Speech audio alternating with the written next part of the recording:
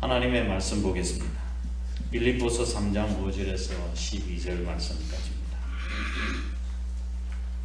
빌립보서 3장 5절 12절. 제가 16절까지 그대로 제가 읽겠습니다. 16절까지. 나는 8일 만에 할례를 받고 이스라엘 족속이요 베냐민 지파요 히브리인 중에 히브리인이요 율법으로는 바리새인이요 열심으로는 교회를 박해하고 율법의 의로는 의미 없는 자라. 그러나 무엇이든지 내게 유익하던 것을 내가 그리스도를 위하여 다 해로 여길 뿐더러 또한 모든 것을 해로 여김은 내 주 그리스도 예수를 아는 지식이 가장 고상하기 때문이라. 내가 그를 위하여 모든 것을 잃어버리고 배설물로 여김은 그리스도를 얻고 그 안에서 발견되려 하느니 내가 가진 의는 율법에서 난 것이 아니요 오직 그리스도를 믿음으로 말미암은 것이니 곧 믿음으로 하나님께로부터 난 의라. 내가 그리스도와 그 부활의 권능과 그 고난에 참여함을 알고자 하여 그의 죽으심을 본받아 어떻게 했었는지 죽은 자 가운데서 부활에 이르려 하노니 내가 이미 얻었다 함도 아니요 온전히 이루었다 함도 아니라 오직 내가 그리스도 예수께 잡힌 바 된 그것을 잡으려고 달려가노라. 형제들아, 나는 아직 내가 잡은 줄로 여기지 아니하고 오직 한 일 즉 뒤에 있는 것은 잊어버리고 앞에 있는 것을 잡으려고 표대를 향하여 그리스도 예수 안에서 하나님이 위에서 부르신 부름의 상을 위하여 달려가노라. 그러므로 누구든지 우리 온전히 이룬 자들은 이렇게 생각할지니 만일 어떤 일에 너희가 달리 생각하면 하나님이 이것도 너희에게 나타내시리라. 오직 우리가 어디까지 이르렀든지 그대로 행할 것이라. 아멘. 우리 사랑하는 사랑교회 식구들 가정 위에 또 자녀를 위해 하나님의 크신 은혜와 축복이 함께 하시기를 주님의 이름으로 축복합니다. 성경에는 어린이를 일컬어서 어떻게 묘사하고 있는가 하면 하나님의 선물, 기업, 상급 이렇게 표현하고 있습니다. 우리 어린아이들은 신체적으로나 정신적으로 사회적으로 마땅히 보호를 받아야 될 약자인 동시에 엄연한 하나의 인격의 주체이기도 하고 또 우리 사회의 앞날이 그들의 손에 달려있기 때문에 자녀들 바르게 양육하는 일이 굉장히 중요하다는 사실을 우리 인식해야 될 필요가 있습니다. 하나님께서 우리에게 맡겨주신 하나님의 자녀들을 어떻게 하나님 말씀대로 키울 것인가 말씀을 통해서 살펴보려고 합니다. 그리고 또한 우리 자신들을 어떤 모델이 되고 있는가를 살펴보도록 하겠습니다. 5살 난 꼬마 아이가 엄마에게 자꾸 책방에 서점에 가달라는 거예요. 책을 사고 싶다고. 그래서 이제 할 수 없이 어린애를 데리고 책방에 갔습니다. 책방에 갔는데 놀랍게도 어린애가 어린이 코너에 딱 들어가더니 자녀 어린이 교육법이라고 하는 책을 끄집어낸 거예요. 어린이 교육법. 그래서 엄마가 아이고 너 어떻게 해서 그 책을 골랐니? 그렇게 물은 거예요. 그랬더니 애가 꼬마가 태연스럽게 말하기를 엄마가 나를 올바로 교육하는지 연구해 보려고 한다고. 요즘 아이들은 너무 똑똑하고 영특해요. 옛날에는 어리숙했는데 요즘 애들이 얼마나 똑똑한지 몰라. 제임스 톰슨 박사라고 하는 분이 계신데 이분은 자녀 양육에 있어서 마땅히 가르쳐야 5가지 교훈을 제시하고 있는데 자기가 상담해 본 결과 이렇게 가르쳤을 때 한 번도 잘못된 것이 없었다고 고백하고 있어요. 그 5가지 교훈이라고 하는 것은 첫 번째로 하나님에 대한 경건, 이웃에 대한 사랑, 권위에 대한 복종할 줄 아는 것, 말씀에 대한 순종과 자기 자신에 대한 절제, 이건 꼭 가르쳐야 된다고 이야기하는 거예요. 가만히 생각해 보니까 꼭 맞는 말씀인 거예요. 하나님에 대한 경외감, 그리고 이웃사랑 실천하는 것. 맨 우리는 사랑을 우리 아들 사랑 많이 받게 해주세요 그렇게 하잖아요. 그렇게 기도할 것이 아니라 우리가 사랑을 베풀 줄 아는 아이가 되게 해달라고 그렇게 기도해야 합니다. 나중에 커서 보니까 맨 사랑만 받을 줄 모르는 아이가 돼가지고 나중에 결국은 실패한 인생이 되고 말았다는 사람들의 고백이 있지 않습니까? 그래서 기도 제목을 바꾸었대요. 하나님, 우리 아이가 사랑을 많이 받는 아이가 아니라 사랑을 줄 아는 아이로 성장하게 해달라고 그렇게 기도했다고 합니다. 그래서 우리가 이웃을 사랑하는 아이로 키워야 돼요. 세 번째, 권위에 대한 순종. 우리 자녀들이 세상에 딱 태어나자마자 제일 먼저 배우는 권위가 뭐죠? 부모예요. 부모라고 하는 권위, 하나님의 권위 대리자 아닙니까? 그래서 부모 공경에 대해서, 부모의 권위에 대해 순종하는 것을 배우지 못한 아이들은 바깥에 세상에 나가면은 적응을 잘 못해요. 예? 세상에 나가면 모든 권위가 막 층층이 다 있잖아요. 세상에 나가면 사장도 있고 가장도 있고 뭐 있고 막 위에 다 권위에 대해 복종해야 되는데, 그걸 해본지 못한 아이들은 세상에 나와서 적응을 잘 못하는 거라고 해요. 그리고 말씀에 대한 순종과 자신을 절제하는 것, 우리도 꼭 그렇게 좀 가르쳤으면 좋겠습니다. 우리가 아이를 어떻게 키워야 할까, 바르게 키워야 될까, 사실 우리의 신앙의 과제 아닙니까? 삼손의 아버지가 누군지 아세요? 삼손, 마노아입니다. 마노아가 잉태하지 못한 아내가 드디어 잉태 소식을 듣고 난 뒤 하나님 앞에 이제 기도를 한 거예요. 하나님, 이 아이를 어떻게 기르며 내가 이 아이 앞에서 어떻게 행하오리까라고 기도했습니다. 근데 사실은 나중에 하기야 사사로서 삼손이 쓰임을 받기는 받았지만, 자녀는 기도하고 길러도 어려운 게 자녀 교육이라고요. 기도하고 길러도 어려운 것이 자녀 교육이다. 그래, 우리는 정말 자녀를 위해서 눈물로 기도해야 돼요. 눈물의 자식은 마흔이 없다고 제가 제 메시지 다 보내드리지 않았습니까? 메시지를 잘 의미 있게 한번 곱씹어 보셨으면 좋겠습니다. 자, 오늘의 설교의 제목이 뭡니까? 모델 다음에 뒤에 뭐라고 되어 있어요? 물음표. 우리 가정의 자녀들의 신앙의 모델을 누구로 삼아야 될까? 여러분 자신이 여러분의 가정의 자녀 모델로 롤 모델로 삼아도 괜찮겠지요? 아니에요. 나의 신앙을 그대로 본받았으면 좋겠습니까? 말씀이 없으시네. 어떻게? 아니라면 아니라고. 야, 나의 자녀들이 나를 신앙의 모델로 삼았으면 좋겠다. 참 이게 어려운 문제잖아요. 그렇다고 해서 우리가 자녀들의 신앙의 모델이 되는 걸 포기할 수 있겠어요? 포기하면 안 되죠. 그러니까 나도 나의 자녀들 앞에서 신앙의 모델이 되어야 되겠다, 그렇게 애쓰고 노력해야 되지 않겠냐고요. 예. 나도 자녀들 앞에서 신앙의 모델이 되어야 되겠다는 그 마음을 잡수시길 바랍니다. 우리가 인생을 다 평가할 수는 없지만, 그래도 저 사람은 승리로운 삶을 살았다고 말할 수 있는 사람이 있다고 한다면 신앙의 모델로 삼아도 괜찮지 않겠습니까? 우리도 우리의 자녀를 이렇게 키웠으면 좋겠다라고 생각하는 모델 중에 한 사람, 오늘 사도 바울을 제가 여러분에게 소개해 드리도록 하겠습니다.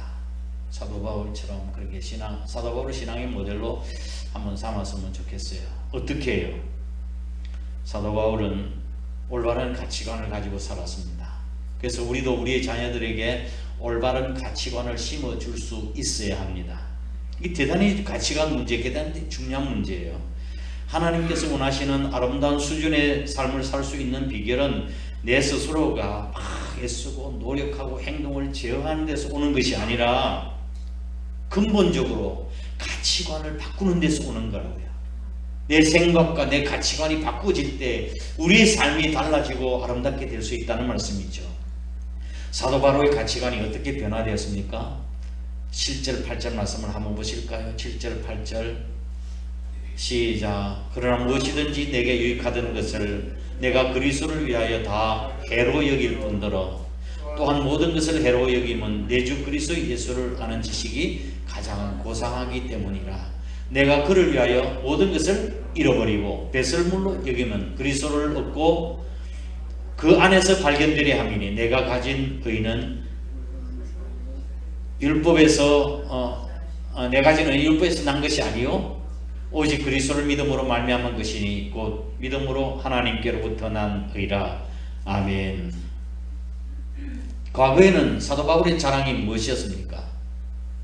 사도 바울의 자랑이 뭐였죠? 그 앞에 있는 5절 6절 말씀을 보면 5절 나는 8일 만에 할례를 받고 그 다음에 이스라엘 족속이요 베냐민 지파요 히브리인 중에 히브리인이요 율법으로는 바리새인이요 열심으로는 교회를 핍박했던 사람이다. 이 말씀의 내용은 바울의 출신, 혈통, 가문, 학벌, 그 다음에 명예, 자랑 이것을 자랑스럽게 여겼던 사람이었습니다. 그런데 지금은 어떻다고 하는 거예요? 그런 출신, 혈통, 가문, 명예, 자랑도 다 해로 여긴다고 마치 배설물처럼 여긴다고 고백했습니다. 그 이유가 뭐라고 그랬습니까? 내 주 그리스도 예수를 아는 지식이 가장 고상하기 때문이라고 했습니다. 과거에는 세상적인 가치관을 가지고 살았어요. 지금은요 영적 가치관을 가지고 산다고 고백하고 있는 거예요. 세상에는 두 종류의 사람이 있습니다. 소유형 사람이 있는가 하면 존재형의 사람이 있습니다. 소유형의 사람이라고 하는 것은 나의 삶의 목적과 가치를 많이 가지려고 하는 소유에 넉넉하면서 찾는 사람, 이게 소유형의 사람이에요. 두 번째 존재형의 사람이라고 하는 것은 자신의 삶의 목적과 가치를 자신이 가지고 있는 소유에 넉넉함에 있지 아니하고 내가 어떤 사람이 되어야 하는 것인가에 대해서 관심을 두고 사는 사람이 이게 바로 존재형의 사람입니다. 사도 바울은 소유형의 사람이 아니라 존재형의 사람이었습니다. 주님으로 말미암아 만족한 사람, 주님으로 말미암아 기뻐하고 주님으로 말미암아 범사에 감사하고 또 주님께 자기의 목숨을 다 목숨까지도 기쁘게 바칠 수 있는 준비가 되어 있는 사람, 그것은 바로 예수님을 절대 가치로 여기기 때문이었습니다. 예수님을 절대 가치로 여기기 때문에. 성경은 어떤 사람이 지혜로운 사람이라고 말씀하고 있나요? 많은 것을 소유한 사람이 지혜로운 사람이 아니라 소중한 것을 택할 줄 아는 사람이 지혜로운 사람이라고 잠언서나 전도서나 그렇게 성경에서 말씀하고 있는 거예요. 그래서 우리가 인생에 살아가는 데 있어서 그 가치의 우선순위를 놓고 살아가는 것이 굉장히 중요한 것입니다. 가치 우선순위, 무엇이 중요한가 하는 걸 우선순위를 정해야 되는 거예요. 어떤 결단을 내릴 때 이것이 내 욕망이 아닌지, 내가 두 번째로 이게 내 필요에 의한 것인지, 내가 이렇게 함으로써 내 평안을 잃어버리지 않는지, 하나님 나라와 그 의에 합당한 것인지를 우리 자신 스스로에게 물어봐야 합니다. 우리 자녀들에게 이러한 가치를 심어 주어야 합니다. 인생에 대한 성경의 대답은 기본적으로 세 가지예요. 인생에 대한 성경의 대답은 기본적으로 세 가지인데, 첫 번째, 내가 사는 것이 아니라 하나님에 의해서 내가 살고 있다고 하는 것 첫 번째예요. 사도 바울도 그렇게 고백했지 않았어요? 이제 내가 사는 것은 나를 사랑하사 나를 위해서 내 안에 사는 것이 아니라 내 안에 그리스도께서 사시는 것이다. 이제 내가 육체 가운데 사는 것은 나를 사랑하사 나를 위하여 자기 몸을 부리신 하나님의 아들을 믿는 믿음 안에 사는 것이라고 해요. 우리가 나에게 의해서 살아가는 것이 아니라 하나님 위해서 살아가는 존재. 두 번째로, 이것이 우리 인생이 이렇게 하나님으로부터 시작되었다고 한다면 거기에는 반드시 사명이 부여되어 있다고 하는 것입니다. 나를 택해 주신 거, 무엇 때문에 택해 주신 거예요? 나를 이 땅에 보내주신 거, 무엇 때문에 보내주신 거예요? 사명이 있다고 하는 것입니다. 세 번째, 하나님께서 우리에게 평생 동안 주신 사명을 인식하고 그것을 성취하려고 할 때 진정한 인생의 의미와 행복을 느낄 수 있다고 하는 것입니다. 이것이 성경이 인생에 대한 해답이에요. 사도 바울은 출세와 명예와 권력을 얻기 위해서 달려왔던 그가 다메섹 도상에서 예수님을 만나고 난 뒤에 지금까지 그가 붙들고 있었던 그 모든 것을 다 내려놓았습니다.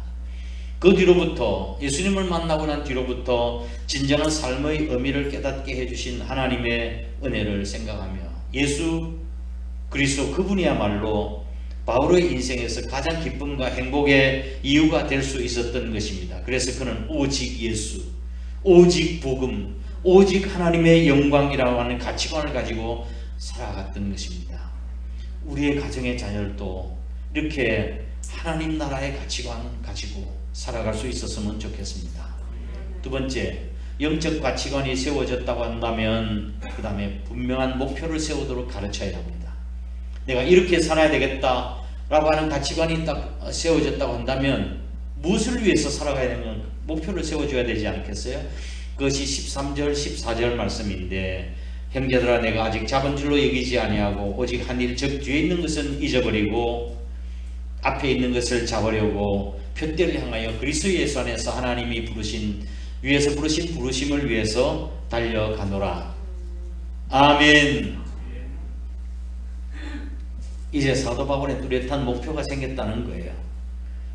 그것을 위해서 땀을 흘리고 시간을 들이고 나머지 인생을 드릴 수 있는 새로운 표대가 생긴 거예요. 주님 앞에서는 그날 상급받을 수 있는 존재로 세워지기 위해서 자신의 인생이 그러한 인생으로 결산되기를 위해서 이제 달려간다고 그렇게 고백했습니다. 사도 바울은 목표를 향해서 자신의 모든 것을 드리는 집중력 있는 삶을 살았습니다. 오직이란 단어가 그래요. 집중력이 없이 위대한 인생의 성취는 있을 수가 없어요. 우리의 신앙의 성숙과 성장도 마찬가지예요. 집중력이 있어야 되는 거라고요. 핸델의 메시아, 우리가 잘 아시죠? 메시아를 위대한 곡을 작곡을 했는데 그 중에 가장 클라이막스가 할렐루야 아닙니까? 그렇죠? 그래서 이 곡을 작곡했을 때 무려 23일 동안 침식을 잊고 작곡에 몰두했다고 한답니다. 먹는 거 자는 거 잊고. 훗날 핸델이 작곡을 해상하면서 그때의 심경을 이렇게 고백했습니다. 나는 그때 오직 하나님의 나라 그리고 이 나라의 주인이신 메시아 바로 그분만 바라보고 있었다고 고백했습니다.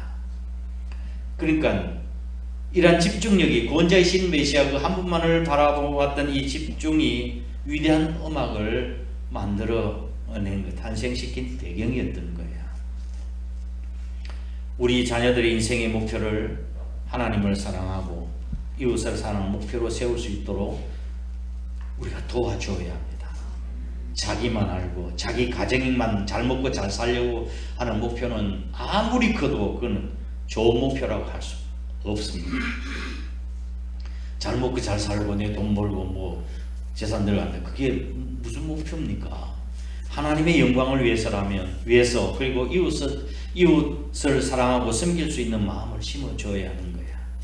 자기 배만 채우고 자기 혼자만 아는 사람, 그 사람이 무슨 쓸모가 있겠습니까?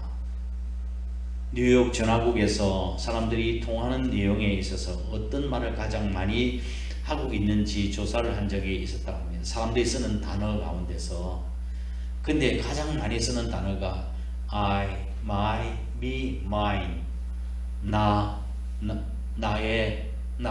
나를 위한 것, 이런 단어가 제1인칭 대명사 가장 많았다고 하는 거예요. 그리고 대화의 주제로 살펴보니까 전부 다 대화의 주제가 나라고 하는 거예요. 내가. 이렇게 우리는 이기적인 세상에 살고 있다는 것을 말씀하고 있는 것이죠. 그런 가운데서도 우리는 위로 하나님을 섬기고 이웃사랑을 실천하고 삶의 목표로 사는 자녀들에게 이런 가치관을 심어줄 수 있어야 되겠습니다. 폴란드 태생의 그 퀴리 부인 아시죠? 퀴리 부인. 퀴리 부인은 라듐을 발견하여 의학계에서 큰 공로를 세웠던 사람입니다. 그녀는 내성적이고 아주 수줍음이 많은 그런 여자였습니다. 19살 되던 해 어느 부잣집 가정에서 가정교사를, 생활이 어려우니까 가정교사를 들어서 아이를 가르치고 있었는데 그 집에 대학에 다니는 아들이 방학이 돼서 집으로 오게 된 것입니다. 집으로 오게 돼서 이제 퀴리를 만나게 되었는데 퀴리가 너무 아름답고 기지에 넘치는 그 서정적인 그런 성품에 반해서 사랑을 고백했습니다. 그런데 그의 부모는 펄쩍 뛰은 거예요. 그 녀석이 돈 한 푼도 없는 그 계집에게 청혼을 한다고 한 어림없는 소리지. 남의 집에 발붙여 사는 그런 지내는 고용인 주제에 어찌 우리 아들과 연애를 해? 하고 화를 확 냈어요. 이때 퀴리는 충격을 받고 모욕감을 느끼고 그 집을 나왔습니다. 가정교사를 그만두고 그리고 결혼을 포기하고 파리에 가서 파리로 유학을 갔습니다. 그리고 자기의 몸을 일생 동안 과학에 바치기로 그렇게 결심을 했던 거예요. 1891년에 파리에 이제 파리 대학의 이공계 대학에 입학을 했습니다.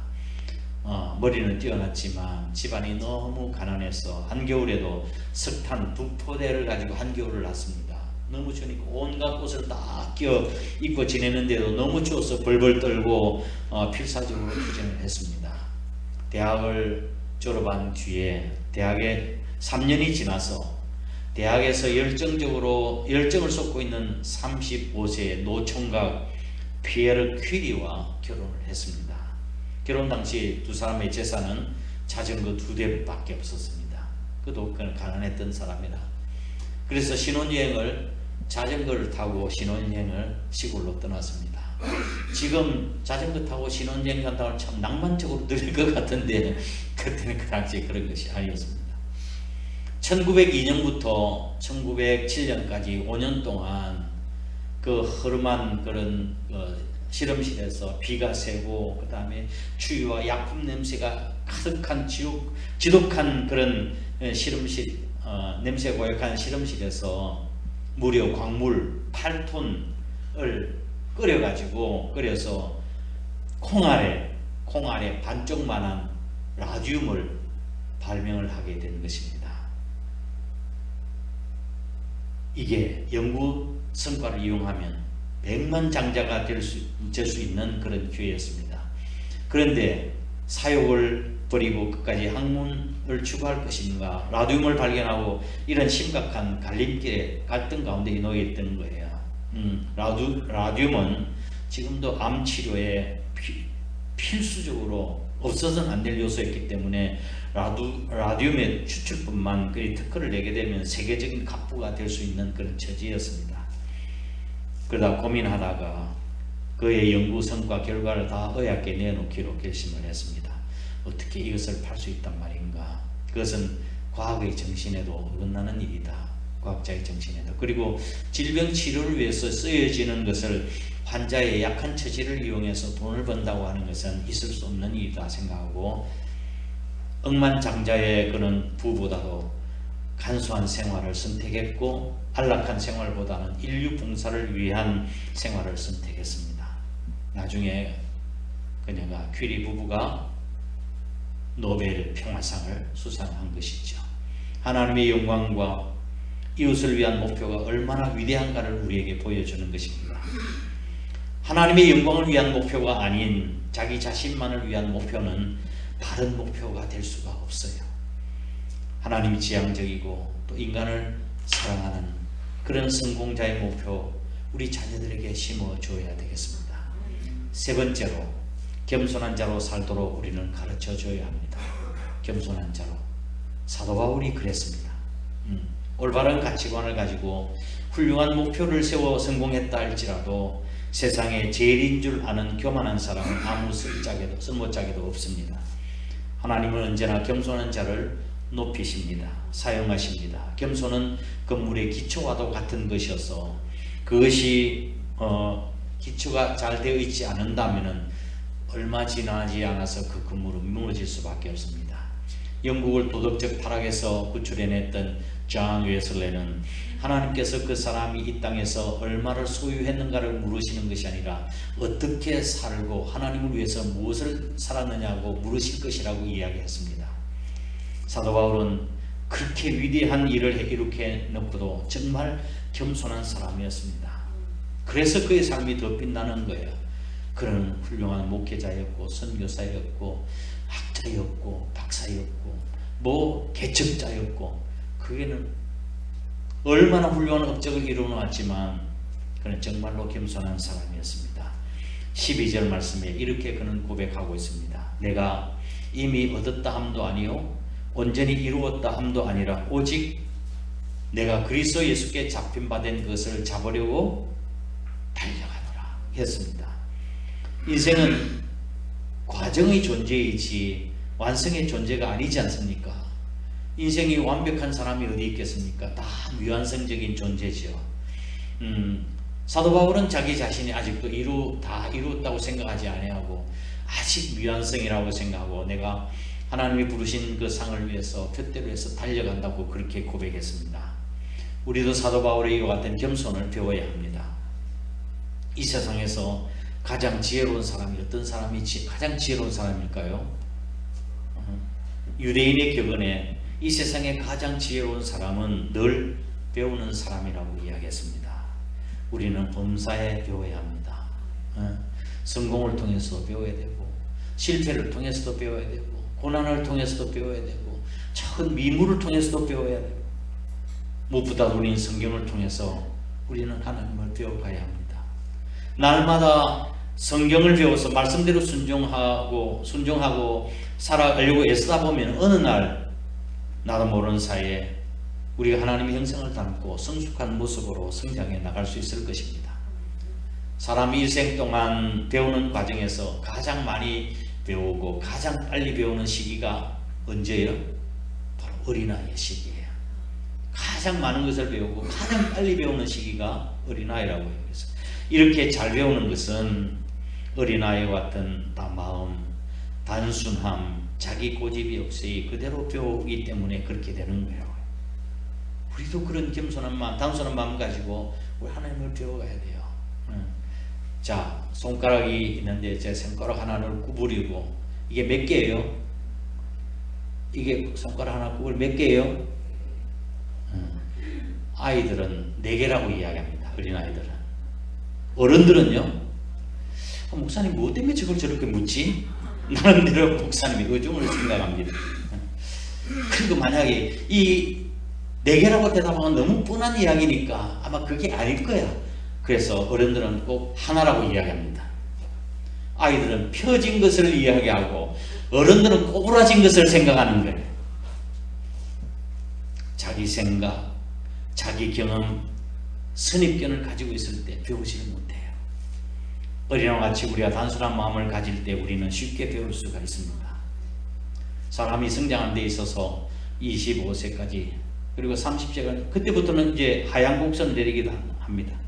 신체도 그렇고 정신적인 것도 다 그런 거예요.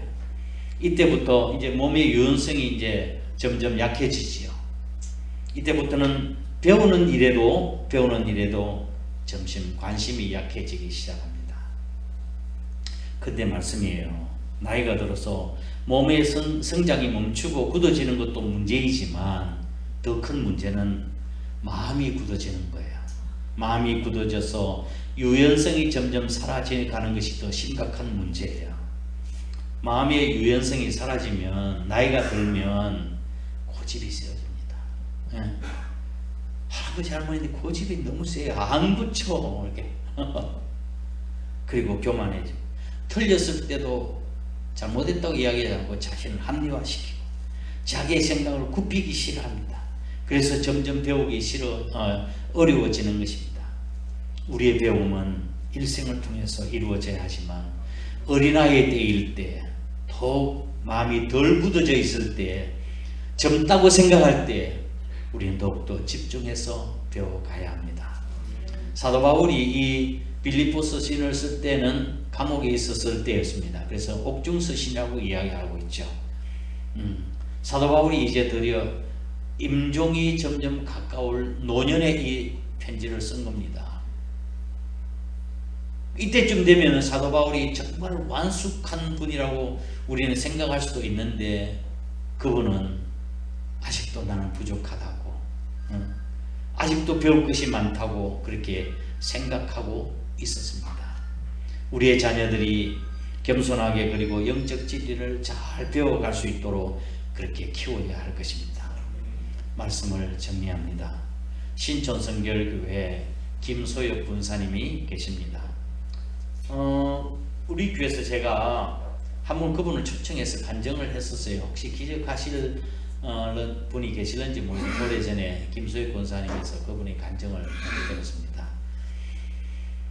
그분은 연세가 드셨음에도 불구하고 소녀 같아요.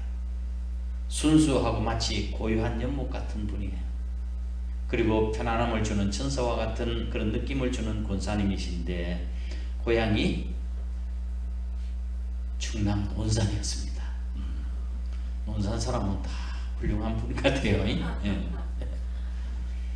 어느 깊은 밤 권사님이 조용히 책상머리에 앉아서 성경을 이렇게 하나님 말씀을 묵상하고 있었습니다. 그런데 눈에 확 들어오는 그런 말씀이 있었습니다. 성경 구절이 누가복음 12장 20절 말씀이었습니다. 어리석은 자여 오늘 밤에 너희 영혼을 도로 찾으리니 그러면 네 예배한 것이 네 것이 되겠느냐 하는 이 말씀이 꼭 자기에게 주시는 말씀 같았어요. 권사님은 조용히 창을 넘어 하늘을 바라보았습니다. 창너머에는 하늘이 유난히도 반짝이고 있었습니다. 그때 별을 바라보는 순간 권사님이 이런 느낌을 받게 되었답니다. 아, 저 별들은 하나님께서 이 불쌍한 나를 위해서 흘리시는 눈물이 있구나. 하나님의 눈물이 저렇게 별이 되어서 영롱하게 빛나고 있구나 하는 그 감동을 받아 영감을 받아서 시를 썼는데 그 시가 바로 별이라고 하는 시입니다. 제가 시를 한 편 낭독해 드리겠습니다. 별, 이제 얼마나 남았는지 나는 모릅니다. 오늘 밤이라도 영혼아 부르시면 네 하고 두말 없이 가야 되지요. 가기 싫어도 가야 하고 가고 싶어도 못 가요. 그분이 부르시기 전에는. 그날이 언제일는지 당신도 몰라요. 나도 몰라요. 모르면서도 모르는 것을 모르고 살아요. 매일 밤 그분이 울고 계세요. 이제 조금밖에 남지 않았는데 하늘 곳간은 텅텅 비어있고 입이 터지도록 먹고 마셔도 정작 가진 것, 이 세상에 남긴 것 하나도 없이 저 불쌍한 자식을 어쩌나 울고 계세요. 그분이 흘린 눈물 방울마다 빛나는 별이 되어요.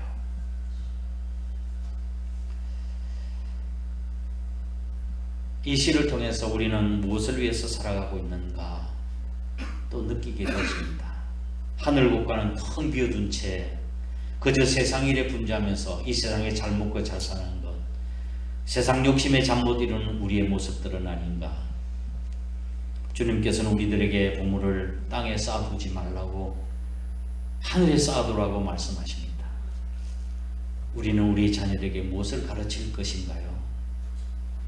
우리의 가정의 자녀들은 보물입니다. 어떻게 가르쳐야 될까요? 올바른 가치관을 심어주고 생애 목표를 바르게 설정해서 하나님의 영광과 이웃을 위해서 살고 이루었다고 교만하지 아니하고 성공한 뒤에도 겸손하게 주님의 은혜임을 고백드릴 수 있게 하시고 주님 앞에서는 날 상급받을 수 있는 존재로 세워주시기를 주님의 이름으로 축복합니다. 기도하겠습니다. 하나님 아버지, 은혜와 사랑을 감사드립니다. 올 가정의 달을 맞이하여 우리 믿음의 가정들이 하나님께서 디자인하신 대로 천국의 모형을 이룰 수 있는 아름다운 가정이 되게 하시고 하나님의 선물이요 기업이요 상급이라고 말씀하신 우리의 가정의 자녀들 하나님 말씀대로 잘 자라 하나님의 영광을 드리는 귀한 자녀이 되게 하여 주시옵소서.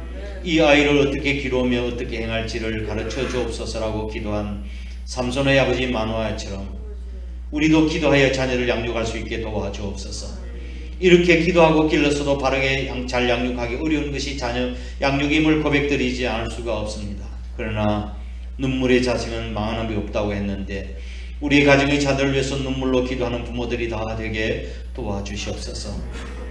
우리가 자녀들에게 마땅히 신앙의 롤모델이 되었으면 좋겠는데 그렇지 못한 우리의 부끄러움을 용서해 주시고 이제부터라도 자녀들 앞에서 본이 된 삶을 살게 해주시고 하나님 앞에서 자녀들 앞에서 부끄럽지 않는 삶을 살아갈 수 있도록 하나님 도와주시옵소서.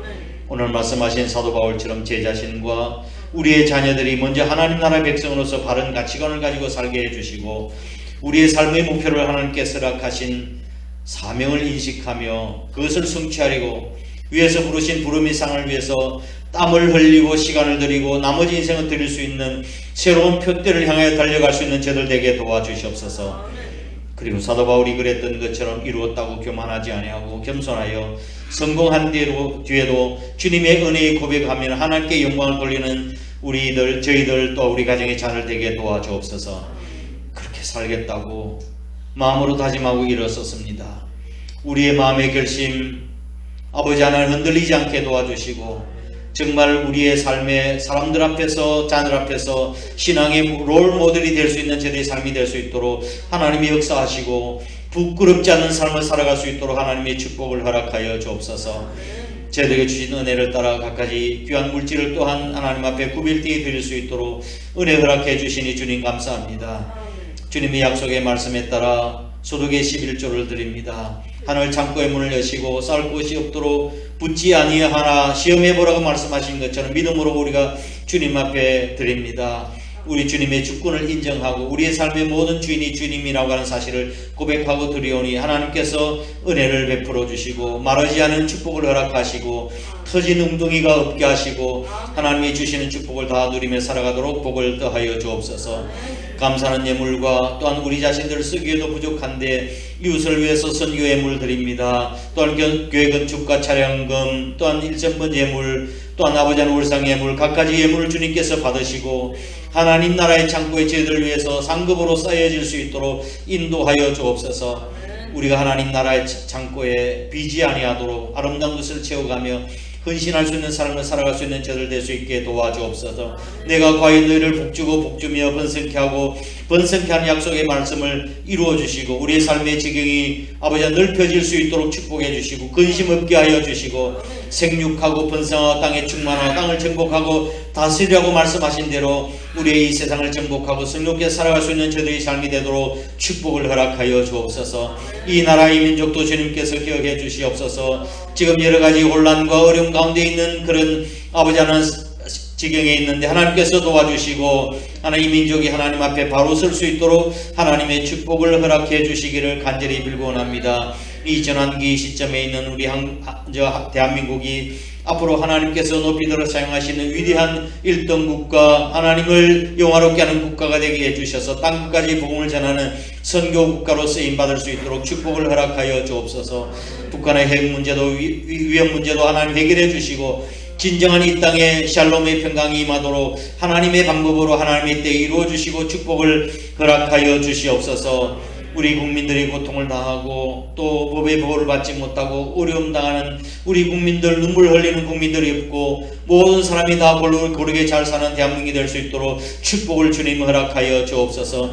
빈부의 격차가 해소될 수 있도록 하나님이 도와주시고 아버지 하나님 노사간의 문제도 또한 자녀 교육 문제, 부동산 문제 여러가지 복잡한 문제가 하나님의 은혜로 잘 풀려나갈 수 있도록 하나님이 축복하시고 은혜를 베풀어 주시기를 간절히 소원합니다. 또한 우리 한국교회가 새로워질 수 있도록 인도해 주시고 한국교회가 이 시대적 사명을 감당할 수 있는 교회 되도록 복을 더하여 주시고 우리 교회 한사랑교회도 하나님이 주신 사명을 잘 감당해 나갈 수 있는 아버지 하나님 귀한 교회가 될 수 있게 해 주옵소서. 우리가 지역을 섬기고 또 나아가 민족과 열방을 섬기고 어려운 이웃들을 돕고 섬길 수 있는 베푸는 교회가 될 수 있도록 축복을 허락하여 주시옵소서. 많은 영혼들이 이 전을 통해서 구원받는 아름다운 역사가 있을 수 있도록 하나님이 역사하시고 주님 축복을 허락하여 주옵소서. 구름같이 아버지 하나님 양떼같이 몰려오는 축복이 있게 하시고 바다의 풍비가 밀려오며 열방의 재물이 몰려오는 역사가 있게 해주셔서 하나님의 영광을 위해서 크게 아름답게 쓰임받도록 축복을 더하여 주옵소서.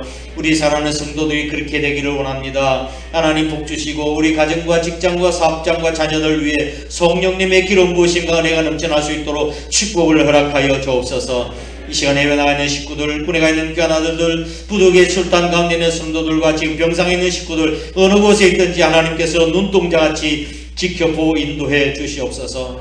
오늘 이 예배를 위해서 애쓰고 수고한 숨은 봉사자들 일꾼들이 있습니다. 하나님이 아십니다. 하나님이 갚아주시고 하늘의 상급으로 채워주시고 복 내려 주시옵소서. 이 모든 말씀들 예수님 걸어가신 이름으로 간절히 축복하고 기도드리옵나이다. 아멘. 이제는 우리 구주 예수 그리스도의 크신 은혜와 하나님 아버지의 극진하신 사랑하심과 성령님의 위로 교통하심이 우리에게 축복과 선물과 기업으로 주신 귀한 자녀들이 올바른 가치관을 가지고 또한 목표를 향해서 겸손하게 하나님 앞에 쓰임받게 하시고 이 일을 위해서 저희들이 신앙의 롤모델이 되기로 다짐하고 또 애쓰고 노력하기로 마음으로 다짐하는 거룩한 주의 백성들과 우리 한 사람교회 전체 위에 항상 함께 하시옵기를 간절히 축원하옵나이다. 아멘.